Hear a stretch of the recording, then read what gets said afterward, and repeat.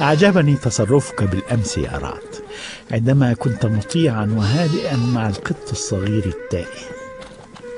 نحن جميعا ضعفاء أمام القدرة الإلهية.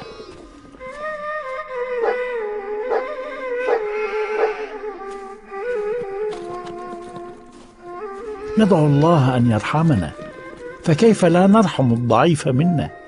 انظر، ها هو طاغية آخر يستبد بقرونه ويستعلي بقوته. ابتعد أيها الظالم. ماذا بك؟ فهمت. تريد أن تعرف ماذا حدث للحاكم الظالم أبرهة الحبشي.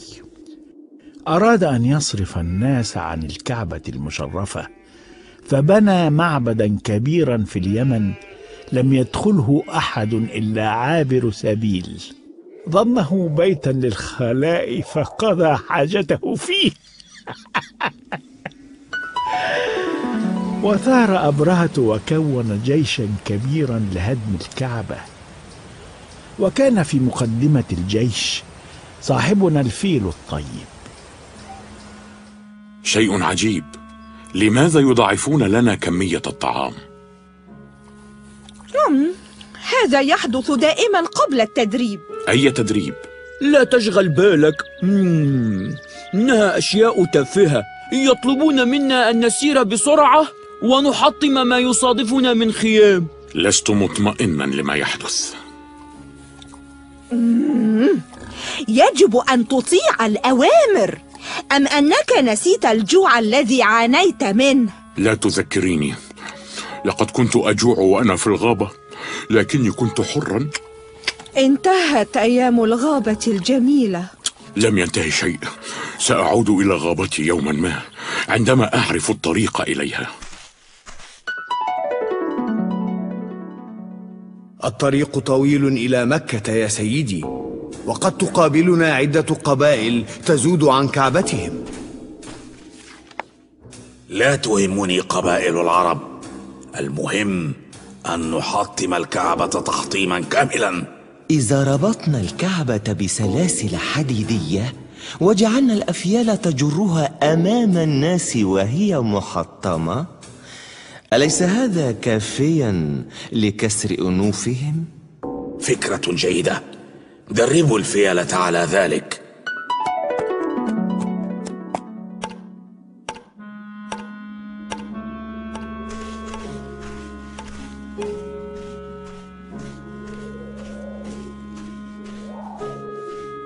هذا هو مكان التدريب، كل ما عليك أن تحطم ما يقابلك وأنت تسير.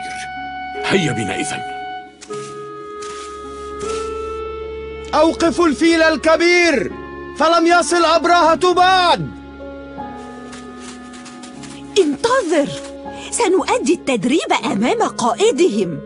ولماذا أيقظوني وأخرجوني من بيتي ما دام قائدهم لم يصل بعد؟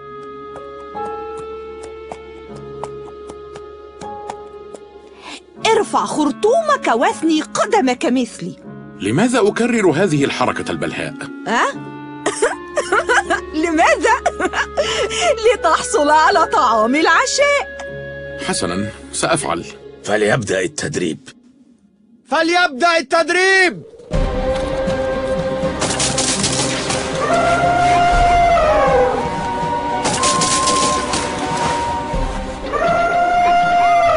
يعجبني أداء هذا الفيل الكبير، إنه يزيح الخيام كأنها أغصان شجرة جافة.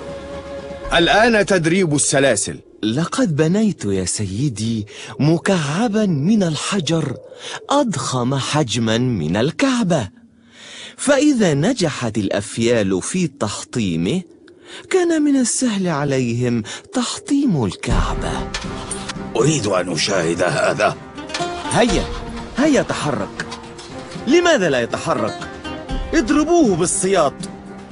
لا أحد يضربني بالسياط، هذا كثير. سوف أريكم الآن.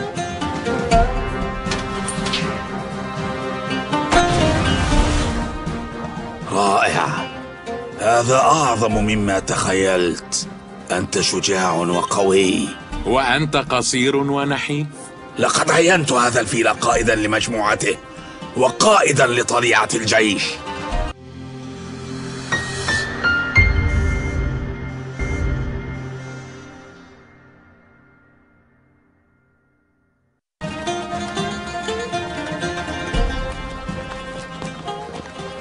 لا أتصور ما يحدث. إنني أدوس على أناس داخل هذه الخيام. لم يكن التدريب هكذا. مهيب، دعنا نؤدي دورنا ونأكل. وما ذنب الأطفال والنساء والشيوخ المحتمين بخيامهم؟ افعل مثلي، أغمض عينيك هكذا وأنت تهاجم. كانت المعركة مع ذي نفر أسهل مما نتوقع. أتوقع يا مولاي أن نجد مقاومة أكبر مع فرسان نفيل بن حبيب. أريد أن أخذه هو الآخر أسيرا مع صديقه ذي نفر. ها هي خيام العرب تبدو في الأفق. مري الأفيال بالهجوم.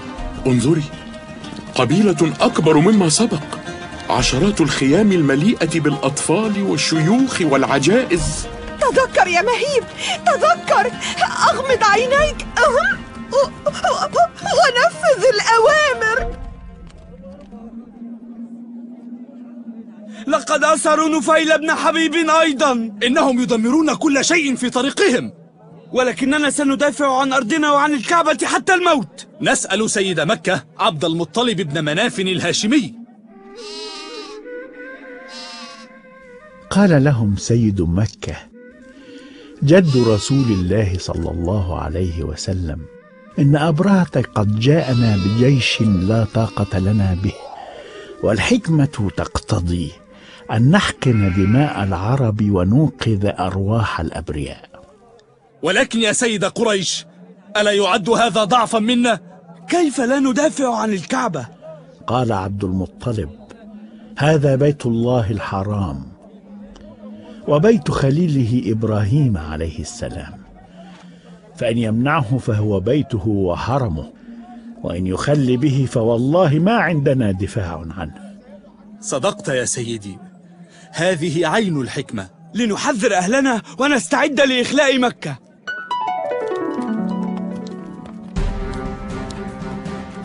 ها هي جبال مكة، فليستعد الفيل العظيم لأهم مهامه في المعركة. انظر يا سيدي، إبل وأغنام ترعى وحدها على أطراف مكة.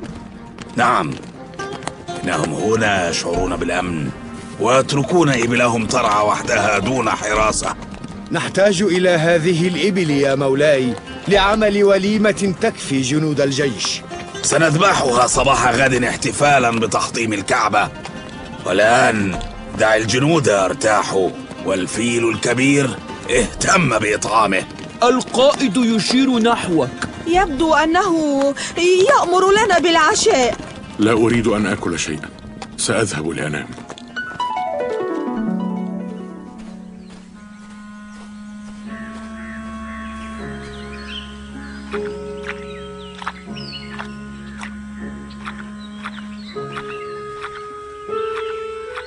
أبي أبي أبي، إنه أنا، ألا تعرفني؟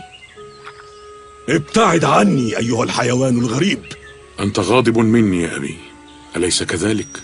لم أستطع أن أقاوم، كان الجوع شديدا ومؤلما. ليتني أموت وأذهب إلى مقبرة الأفيال لأرتاح.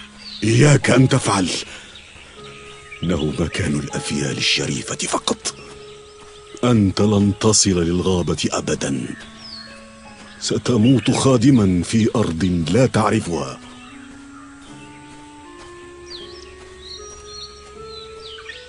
ولكن يا أبي، أبي أين أنت يا أبي؟ أبي! مهيب، مهيب، مهيب! ما الذي حدث؟ أفزعتنا جميعا.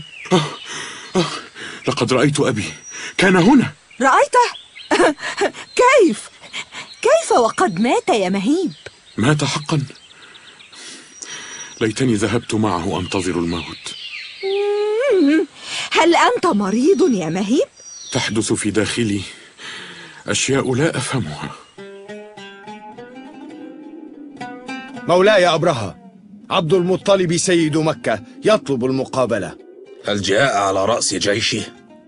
لا يا مولاي، ليس معه فرسان ولا حتى عبيد يحرسونه. أمر غريب، دعه يدخل في الحال. تفضل يا سيد عبد المطلب، مولاي الملك أبرهة ينتظرك في خيمته. قال سيد مكة عبد المطلب: السلام على الملك أبرهة الحبشي. مرحبا بك، تفضل بالجلوس. ماذا تريد؟ قال عبد المطلب: أريد أن يرد علي الملك 200 بعير أصابها مني. عندما رأيتك كان يبدو على وجهك الجلال والمهابة، ثم زهدت فيك حين كلمتني. أتحدثني في 200 بعير أخذتها منك وتترك بيتا هو دينك ودين آبائك؟ قال عبد المطلب: أنا رب الإبل وللبيت رب يحميه. لن يحميه مني. قال عبد المطلب: افعل ما تريد. أعطوه الإبل التي أخذناها بالأمس. انتهت المقابلة يا سيد مكة. سيدي، إنني غير مطمئن. ماذا تقصد؟ عبد المطلب سيد مكة يتحدث بهدوء وثقة، وكأنه يعرف أشياء لا نعرفها. إنه يحاول أن يبدو متماسكا.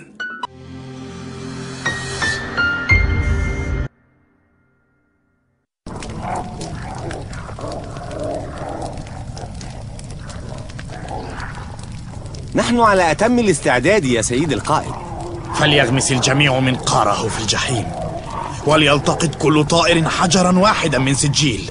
معذرة يا سيد القائد، إن حجارة سجيل شديدة التدمير، ربما تحرق المكان بأسره وقد تنهي كوكب الأرض عن آخره.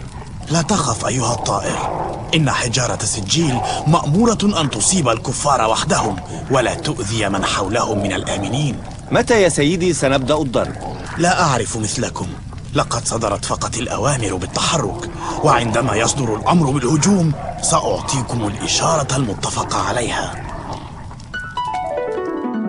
وفي تلك اللحظة ظهر للفيل ملك كريم، فخاف وارتجف، فطمأنه الملك وأمره أن يظل حبيس الأرض.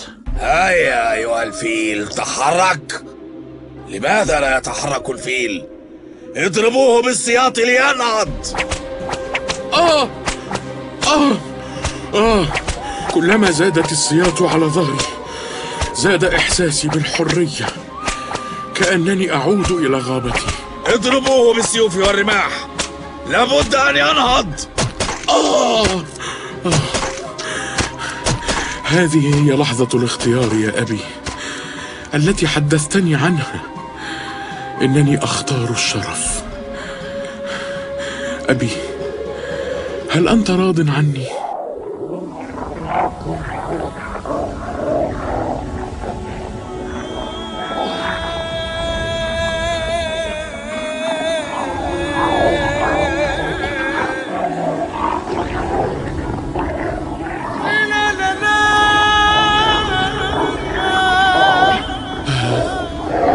ما هذه الطيور المخيفة؟ إنه ما قاله عبد المطلب ولم أفهم. للبيت رب يحميه.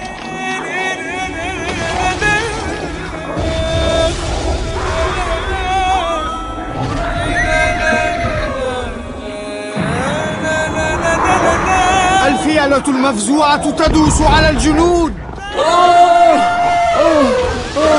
هيا هيا فلنهرب بسرعة.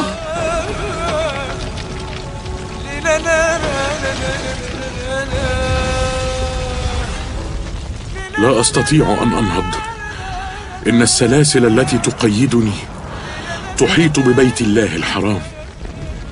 أخشى أن أتحرك فأصيب بيت الله بسوء. النار!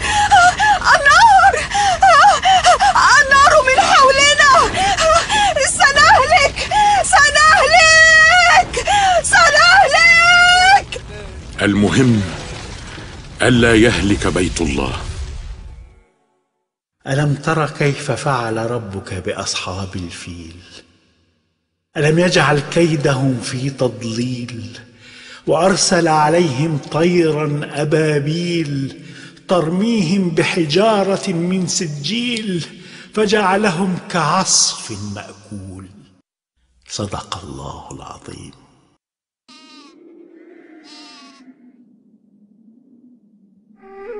لم يعد لجيش أبرهة أثر، صار كعصف مأكول، أي أن الجيش الجبار تحول إلى شيء يشبه الطعام الذي أكلته الدواب وهضمته، ثم أصبح بقايا جففتها الشمس وطارت مع الرياح. بل إن أبرهة نفسه صار يذكر في التاريخ منسوبا إلى الفيل الذي كان يخدمه. صار الفيل علما يشار به إلى أصحابه من الكفار. وعاد أهل مكة إلى ديارهم آمنين، فوجدوا الكعبة كما هي لم تمس، وسموا هذا العام عام الفيل. وفيه ولد خاتم الأنبياء محمد صلى الله عليه وسلم.